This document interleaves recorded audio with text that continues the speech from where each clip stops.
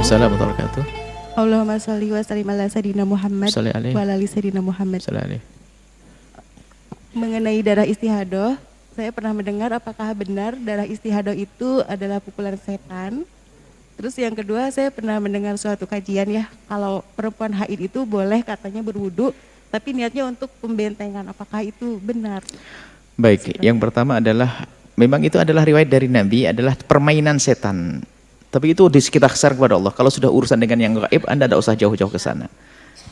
Yang kita perlukan adalah membahas tentang hukumnya. Disebut dalam riwayat, masalah itu adalah satu urat yang dimainkan oleh setan lalu bocor begitu.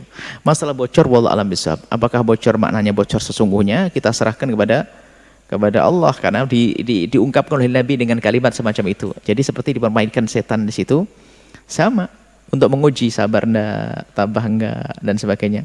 Bukan berarti ini adalah kehinaan bagi orang tersebut, enggak. Seperti orang terlahir dapat masuk syaitan. Seperti orang bayi itu menangis, kenapa semua menjerit? Karena tusukan setan, karena setan menjerit. Dikatakan seperti itu. Kecuali Sayyidina Isa tidak mendapat. Semua manusia orang soleh pun ini. Tapi ini bukan sebuah kehinaan, bukan.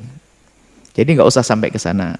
Yang jelas darah istihadah ada hukumnya, adalah dia hukumnya seperti orang yang dia adalah orang yang suci, dia adalah bukan orang haid, maka dia tetap berwudu dan melakukan sholat.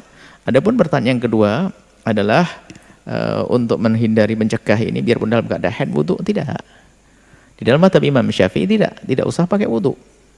Kalau wudu nanti kalau sudah suci, masih ada dengan doa-doa yang lainnya. Sebab bukan untuk menjaga penyakit itu saja, bukan.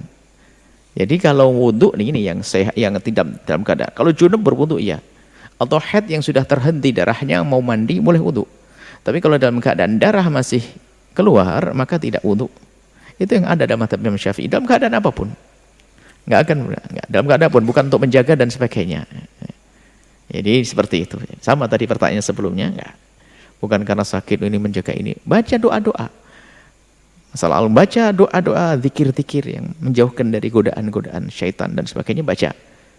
Bahkan membaca Al-Quran untuk niat zikir dalam mazhab Syafi'i pun menjadi sah, boleh.